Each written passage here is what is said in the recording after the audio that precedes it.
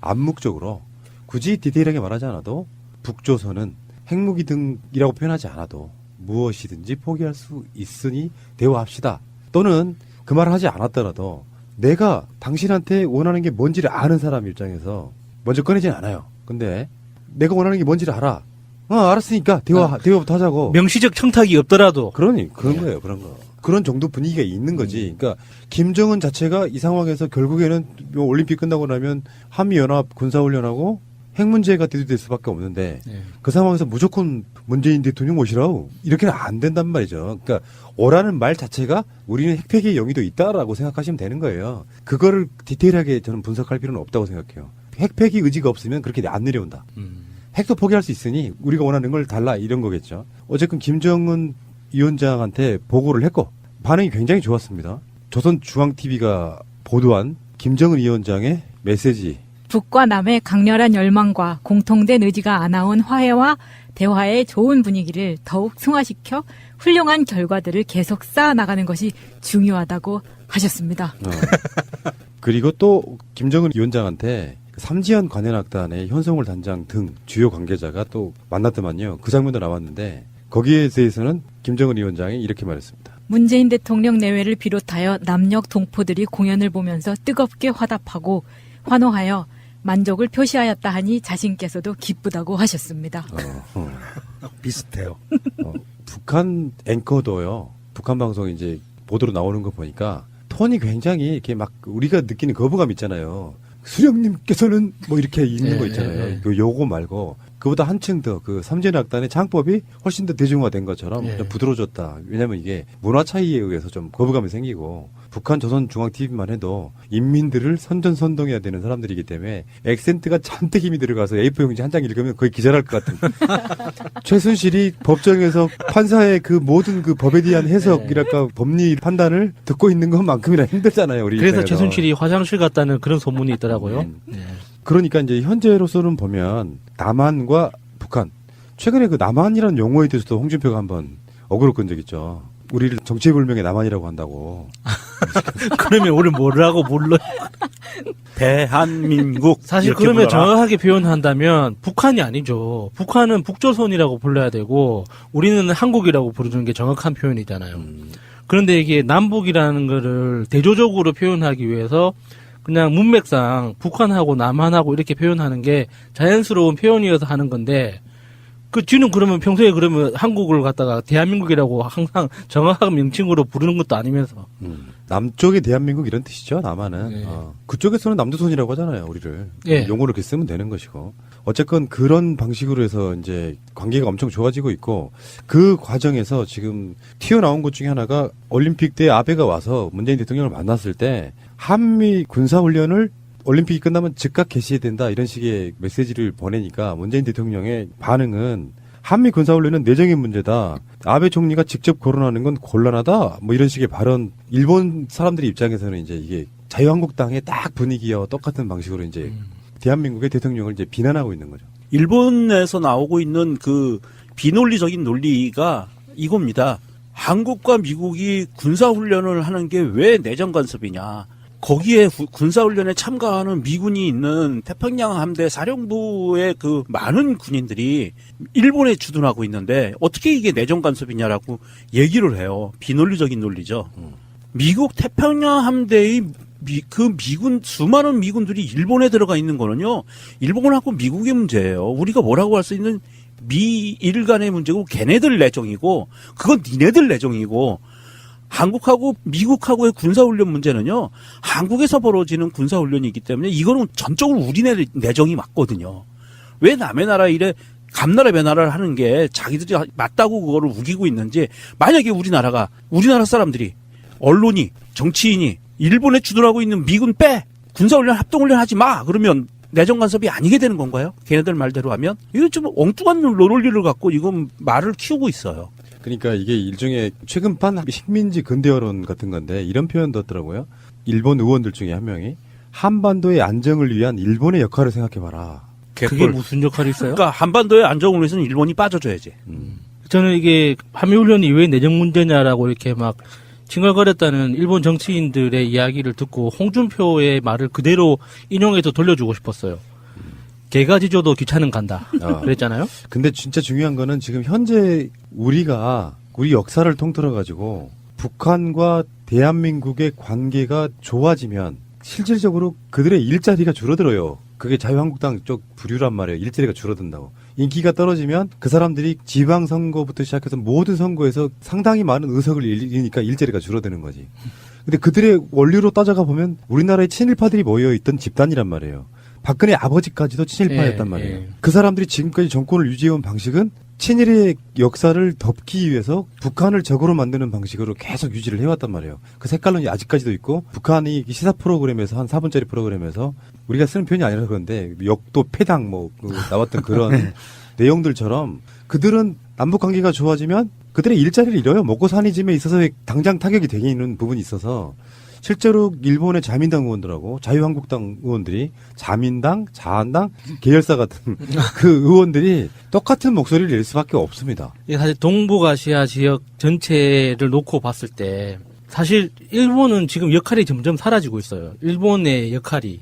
그리고 일본이 동아시아에 있는 다른 나라들하고 외교를 맺고 있는 그 방식 자체가 굉장히 무식하고 폭력적이기 때문에 러시아를 비롯한 중국도 그렇고 그 동남아시아들도 그렇고 일본에 대해서 그렇게 좋은 감정이 아니란 말이죠. 국민적으로.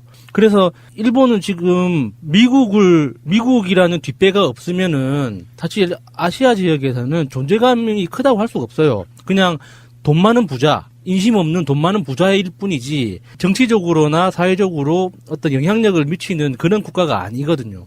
그래서 지금 이렇게 난리법석을 부리는 것도 마지막 발악인 것 같아요. 대한민국과 북조선이 만약에 평화 무드로 대한민국이 대륙으로 바로 진출할 수 있는 기회가 열리기 시작하면 사실상 일본은 미국 입장에서도 이게 더 이상 활용할 수 있는 카드가 될까 안 될까에 대해서 만지작 거릴 수밖에 없게 되거든요. 그러니까 지금 상황은 남과 북이 평화 무드로 가는 거에 대해서 가장 민감하고 극렬 반대할 수밖에 없는 유일한 나라가 일본인 거죠. 그러니까 일본이 뭐라고 짓더라도 그냥 우리는 갈 길 가면 되는 거예요. 영향력도 없고 영양가도 없는 거죠. 그래서 그 일본이 최고의 발악하는 것과 자유한국당이 막말 논평 내는 거랑 똑같다 이렇게 보시면 될 것 같고요. 진짜 중요한 건 일본은 일본의 입장에서 이렇게 말할 수 있어요. 왜냐? 일본의 국익이 연결이 돼 있기 때문에 그래요. 그럼 자유한국당의 국회의원들은 뭐냐고요. 자유한국당은 국가를 위한 마인드는 단 1원어치도 없습니다. 단순히 자기들 정파적 이익만을 위해서 계속 반대를 하고 있는 것이고요. 그런 가운데 북한의 특사 파견 문제가 나옵니다. 그 정상회담 사전 조율을 해야 되는데 지금 현재 청와대에서 나오고 있는 여러 가지 정보들은 일단 최소 올해 안에는 간다. 정상회담 한다 이거거든요. 근데 여러분들이 이제 매체를 보실 때 이런 건 주의하셔야 됩니다. 청와대 관계자에 따르면 이런 방식의 보도가 나오잖아요. 근데 그건 전적으로 믿으시면 안 돼요. 왜 그러냐면 주요 파트를 담당하는 부서라든지 주요 책임자들의 보안이 있을 수밖에 없는 그런 민감한 사안들에 대해서는 청와대 관계자도 개인의 의견일 뿐이에요. 그러니까 지금 말하려고 하는 대북 특사단장의 임종석 그 단원 중에 한 사람으로 국정원장, 서훈국정원장 이렇게 들어간다 이런 식의 워딩은 그냥 관계자가 추측을 하지 않겠느냐 이런 부분이 있는 것이고요. 그래도 이런 분위기가 있다는 것만 감지하는 거지 나중에 확정되는 문제는 아니라고 보고. 기자들이 이런 식으로 유도 질문을 하죠. 제 생각에는 임종석 비서실장을 단장으로 해서 이렇게 서훈 국장님이나 여러 국무위원들이 단원이 돼서 특사단을 꾸리는 게 좋지 않을까요? 이렇게 기자가 먼저 물어봐요. 그러면은 전화 통화를 하는 그 사람은 그것도 괜찮은 생각이네요. 이렇게 되잖아요. 그렇죠. 그러면은 그렇게 검토하고 있다고 감지되고 있더라. 이런 식으로 기사를 내는 거죠. 거기다가 앞에 딱 걸지 꺽쇠로 단독. 단독. 지금 나오는 그 이야기가 잘못됐다고 해서 드리는 말씀은 아니고 확정되지 않았기 때문에 그냥 추측성 기사에 좀 가깝다고 말씀드리고 싶긴 한데 지금 보도대로라면 임종석 실장이 문재인 대통령의 복심 웬만한 건 다 정권을 가지고 갈 거예요. 그리고 보안 관계로서 국정원장이 같이 가는. 저는 좀 상징적 인물로 김용걸 위원장님도 가면 어떨까 하는. 그러니까 김대중 대통령의 햇볕 정책을 이해받는. 우리가 김대중 대통령을 잊지 않고 항상 그 철학을 계승하고 있다라는 상징으로 김홍걸 위원장님도 꼭 가면 어떨까 하는 생각이 그럴 듭니다. 수 가능성이 있죠. 전혀 없는 거는 아니고요. 근데 이런 건 있죠. 이제 예를 들어서 김정은 위원장이 김여정 부부장을 보내는 것처럼 프로포즈 할 때는 김홍걸 위원장이 위치가 더 맞는 것 같고 실무적으로 일정을 짜야 되고 또는 의제를 짜야 되고 할 때는 오히려 대통령의 비서실장이 가는 게 훨씬 더 효율적일 수 있죠. 예. 사실 이번 평창올림픽을 통해서 남북대화 분위기가 무르익어 가고 정상급 회담도 아마 이루어질 확률이 굉장히 높아지고 있는 상황에서 나오고 있는 지금 전 세계의 반응들이 굉장히 핫합니다. 이 전 세계의 반응들을 보면 먼저 나쁜 것부터 말씀드릴게요. 일본의 반응은 그것에 대해서 한국이 평창올림픽 기간에 북미 대화를 미북 대화를 추진하다가 망가졌다. 딱 요런 논평이 나오고요. 미국과 중국과 다른 나라들은 지금 굉장히 그 환영의 그 반응들을 내쏟고 있어요. 그러면서 남북 대화가 북미 간의 평화협정으로 가야 된다. 반드시. 북미 대화까지 가서 평화협정까지 체결해야 된다라는 이런 논지의 기사들과 정부 논평들이 쏟아져 나오고 있고 뉴욕타임즈 같은 경우엔 북한이 무기 개발을 철회하기 전에 핵무기를 폐기하기 전에 북미 대화가 성사되면 이것은 문재인 대통령이 승리하는 것이다. 이런 기사까지 나와요. 그러면서 굉장히 주목할 만한 그 트럼프 발언이 하나 나옵니다. 그 트럼프 발언이 반드시 필요한데 트럼프가 백악관에 의해서 이례적인 발언을 해요. 이렇게 얘기합니다. 나는 그들이 핵 개발을 중단하기를 바랍니다. 그들이 중단하면 우리는 2분 안에 멈출 겁니다. 나는 많은 핵무기를 없애고 싶습니다. 이런 발언을 해요. 이거 굉장히 좀 싸한 느낌이 들면서 이거는 뭔가 돼가는 느낌이 굉장히 많이 들거든요.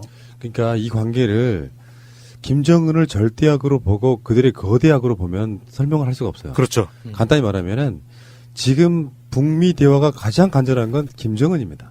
평창에 왔을 때 펜스 입장에서 굳이 그 사람들을 본인이 먼저 만나야 될 이유가 없는 거예요. 중지하는 우리 입장에서는 한번 만나보시죠. 근데 아쉬울 게 없는 입장에서는 더 무릎 꿇고 들어오기를 바라죠. 즐기는 거예요. 남한을 통해서 자기 형제를 통해 가지고 우리랑 대화하고 싶어 하는 거를 즐기는 입장이란 말이죠. 그 관계에서는 일본 내 표현처럼 북미 대화를 추진했는데 미국이 거절해서 못했다. 이 관점으로 보면 안 되는 것이고 우리 입장도 마찬가지예요. 북한을 무작정 우호적 상대로만 볼 수는 없는 거거든요. 북한의 핵이 현실적 위협이 되고 있고 그것들이 국내 정치, 국외 정치에 있어서의 불편한 요소로 작용을 하면 북한이 핵무기라는 걸 갖고 있는 그 상황을 놓고 북한은 핵이라는 걸 협상의 어떤 미끼 같은 걸로 쓰는 거지. 그게 전에도 말씀드린 것처럼 목적이나 용도는 아니잖아요. 그럴 때는 미국이라고 하는 나라가 일단 이 대화에서 키가 될 수밖에 없어요.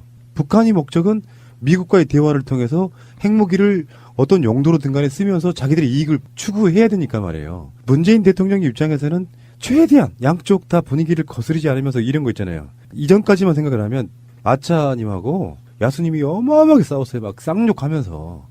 그 사이에 문재인 대통령이 지금 끼어들어가지고 한참 막 끼어들었는데 막 끼어들면서 맞기도 했어. 막 주먹을 막 휘두르니까 야수가. 그러다가 지금 진정이 된 거예요. 그러다가 한쪽에서 내가 좀 잘못을 했어. 좀 화해의 제스처를 취하려고 하는데 같이 맞상대하고 있던 국제적으로는 그렇다는 거예요. 핵무기 개발한 북한이 잘못한 부분이 있는 거잖아요. 국제적으로 보면. 그러니까 좀 이쪽이 잘못한 부분이 있는 거예요. 마차님이. 그래서 이쪽에서 이제 화해를 하려고 하는데 당장 받아주는 건 사실상 힘들다. 그렇지만 어차피 이 사람도 미국도 야수도 본인들 입장에서는 저 사람들의 화해나 사과의 제스처를 받아들이면서 뭔가 잘 지내고 싶어 하는 거예요. 딱 그 시점에 와 있는 거거든요. 그러니까 실무적으로 좀 상상을 해보면 청와대에서 어떤 업무들을 진행하고 있을까 상상을 해보면 몇 가지 케이스가 생기는데 하나는 이런 거죠.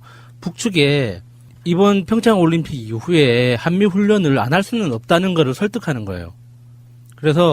일단 먼저 안 하는 건 미국과 국내 내부 한국 내 정치적으로 굉장히 복잡한 그 상황이 연출될 수 있기 때문에 한미 훈련을 안 할 수는 없다는 걸 먼저 설득하고, 그리고 미국 쪽에는 작년에 비해서 훈련 규모를 조금이라도 단 1%라도 축소시키자. 그래서 이 북한과의 대화 테이블을 열을 수 있는 계기를 마련하자라고 그렇죠. 양쪽에 설득하는 작업을 지금 하고 있지 않을까라고 상상을 해보는 거죠. 그게 지금 현재 문재인 대통령이 이 미국과 북한과 우리가 동시에 테이블에 같이 앉기 위해서 이 만들어낼 수 있는 가장 좋은 경우의 수가 아닌가 하는 생각을 해봅니다. 사실 그 한미 훈련에서 괄목할 만한 메시지를 북한에 줄 수 있는 방법은요. 물론 이번에 안 하는 거 그것만큼 걔네들이 해피한 건 없겠지. 그런데 이게 현실적으로 불가능하다고 보면 딱 몇 가지만 빼면 됩니다. 그 몇 가지가 뭐냐면 미국의 전략 자산, 폭격기, 전략 폭격기, 그 다음에 F-32, F-22 요런 거 참가하는 문제, 그 다음에 항공모함 전단이 동해로 진입하는 문제, 요거 빼면 되고요. 그리고 또 한 가지 할 수 있는 게 상륙 훈련만 빼면 북한에서는 그건 충분히 이해해 줄 수 있는 상황으로 갈 수도 있어요. 그리고 지금 현재 돌아가고 있는 상황으로 보면 야수님 말처럼 뭔가 지금 물밑에서는 조율하는 작업이 굉장히 많이 벌어지고 있을 거는 뭐 다들 예상할 수 있는데 특이할 만한 발언을 문재인 대통령이 어제 이 방송하는 날 전날 어제 얘기를 합니다. 라트비아 대통령을 만나서 정상회담을 하는 자리에서 이런 얘기를 합니다. 미국도 남북 대화를 긍정적으로 보고 있으며 북한과의 대화 의사를 밝혔다라고 단정적으로 얘기를 해요. 라트비아 대통령한테. 그러면서 우리를 많이 도와주십시오라고 부탁을 하는데 이런 것을 보면 방금 전에 말씀드렸듯이 트럼프가 백악관 회의에서 이런 핵에 관계된 굉장히 이건 경천동지할 만한 사건의 발언을 한 거거든요. 우리는 핵을 줄일 수 있어. 2분 안에 우리 화답할 수 있어.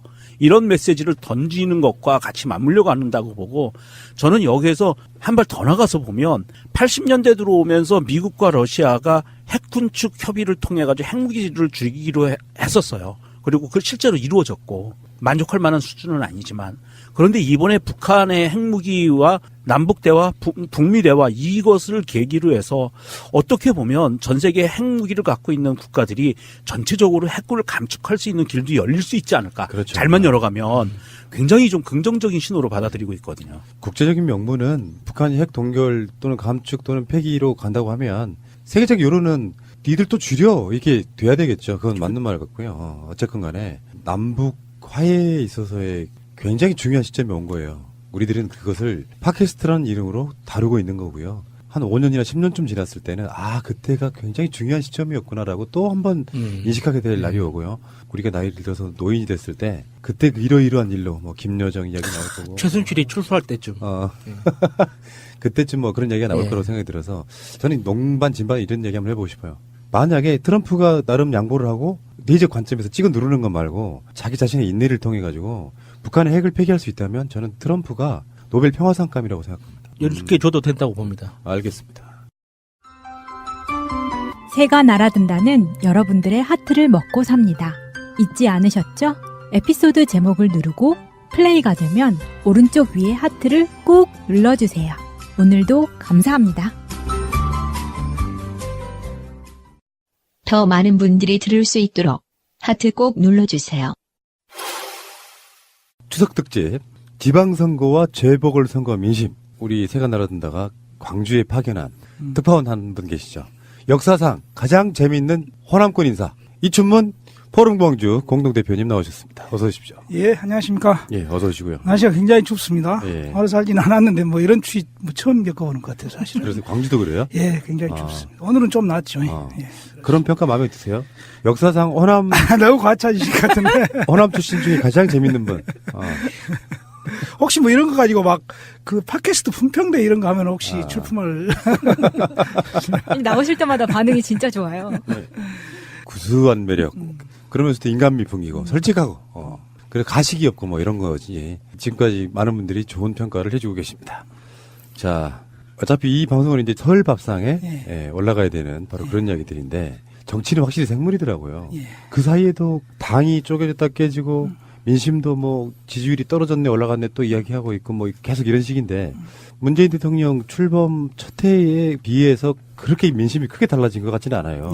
어느 날 갑자기 민심이 달라지지는 않더라고요. 서서히 바뀌거나 하는데 그 사이에 분명히 이제 국민의당이 분당해서 사상 초유의 호남권 국회의원들로만 구성된 최초의 정당이 나왔어요. 네. 그러니까 다른 정당은 뭐 자민련이라든지 다른 정당은 그래도 다른 지역 국회의원들이 한두 명 끼어 있었는데 이 정당은 그냥 호남 출신 지역구 인사들로만 만들어진 뭐 사상 초유의 일이라고 그러는데 어쨌든 간에 잘 지내셨죠? 예. 네. 아무튼 그 본론적인 이야기 들어가기 전에 요즘 이제 텔레비 보면 뭐 북한 선수단이 참가하는 평창 올림픽이 시작됐지 않습니까? 그래서 우리 훌륭한 지도자이신 문재인 대통령께서 사실은 이 중국하고 북한 미일 사이에 참 경계선에 끼어가지고 굉장히 좀 고생하는 모습이 좀 안타깝습니다, 사실은. 그래서 그 북고위급 대표단 김여정 선생이 뭐 통일에 좀 단초를 놓아서 역사에 좀 남는 대통령이 됐으면 좋겠다라는 그런 말을 하고, 문 대통령께서는 우리의 생각과 반하는 전쟁은 이 반도에서 없다라고 이야기하는데, 너들 가만히 자빠져 있어라. 건방지게 까불다가는 쌍코피 터진다는 쌍코피 전략을 들고 나오는 트럼프 얼굴이 좀 겹치는 오늘 뭐 이런 이야기를 또 시작하게 되었습니다, 사실은. 그래서 그동안 네. 예. 그동안 사실은 뭐 아주 크게 달라진 건 없어요. 제가 이제 이전에 뭐 11월 달에 했었는가요, 지난 뭐 그런 정도에 와서 이제 쭉 전개를 해서 광시장 선거에서 가장 큰 변수는 이용섭 출마 여부다라고 이야기를 했었는데 출마 선언을 하게 됐습니다. 그래서 그 사이에 좀 격차를 이 그룹이 상당히 좀 많이 벌려주면서 좀 겁을 주어가지고 좀 안 나왔으면 좀 광주판이 좀 더 재밌지 않겠는가 하는 이런 생각을 했는데 결국은 뭐 출마하게 됐는데 출마한 것으로서 다시 뭐 분석을 시작하고 또 출마자들은 또 나름대로 대책을 마련해야 할 것 같습니다. 대표님 너무 예. 나가시지 마시고요. 예. 서서히 하시죠. 예. 뭐 세상이 좀 먹습니까? 호남권 특히 광주 같은 데는 그 남북 관계가 이렇게 풀리고 관계가 좋아지는 걸 굉장히 반기실 것 같고 사실은 이번에 새로 출범한 민주평화당이 그런 부분에 대해서만큼은 거스릴 수 없는 거 아니에요? 그러니까 그런 문제를 갖고 안철수 국민의당 대표 측과 계속해서 어떤 마찰이 있었던 부분이 있기 때문에 사실은 이런 뉴스는 뭐 시대 정신을 거스릴 수 없는 민주평화당은 문재인 대통령을 도울 수밖에 없는 뭐 그런 상황이 있는 것 같기도 합니다. 그런 문제 가지고 뭐 뒷다리 걸 수는 없을 겁니다. 예. 더군다나 뭐 박지원 대표 같은 경우는 뭐 항상 북한 특사 뭐 이런 쪽도 있었고 북한 문제는 관심이 좀 많으신 분 아니겠습니까? 세상이 재밌는 게 재밌다 이런 표현보다는 뭐 광주 쪽에 계시는 분들은 민주주의 의식이 없다 보니까 이런 남북 관계에 대해서도 굉장히 나이 드신 분들조차도 생각이 좀 전향적이시잖아요. 그래서 이게 남북 간의 평화가 와야 된다. 어떻게든 노력해야 된다 이런 부분에 말씀하시기를 문재인 대통령이 고생하신다 그러는데 고생하시는 건 맞지만 문재인 대통령이 그런 일을 하려고 올라간 자리라고 보면 주어진 사명은 시대적 사명이라 피할 수 없는 부분이고 꼭 참고 기다리고 인내하고 문재인 패싱에 뭐네 계속 얘기가 있었지만 가시적 성과가 지금 북한에서 문재인 대통령 북한 오시라고까지 나왔다 그러면 예. 사실 진정 나라를 위하는 사람들이라면 비판할 지점은 단 한 군데도 없다고 생각해요. 예. 네. 평창 올림픽이 끝나고 나서도 좀 진전됐으면 하는 그런 바람을 갖고 있습니다. 저는 그 개인적으로 미국 입장에서는 뭐 이제 마지막 목소리 내는 것 같고요. 트럼프가 그렇게 북한을 압박해서 김정은이 손들고 나왔다 이런 프레임으로 간다면 미국이 말릴 이유도 없다고 생각하거든요. 언제까지 그럼 북한과 이렇게 척만 쥐고 있어야 되느냐. 물론 거기에는 이제 북핵 폐기 이런 부분이 걸려 있겠지만 김정은도 북핵 폐기를 전제해 두지 않고 저는 김여정을 보냈다고 생각하지 않거든요. 네. 미국과 관계 평화협정 같은 게 가시적으로 나올 수 있고 제재가 풀릴 수 있다면 우리도 단계적으로 북핵 동결 또는 폐기하겠다 이렇게 나올 마음의 준비를 갖고 저는 내려왔다고 봅니다. 그랬으면 좋겠습니다. 네.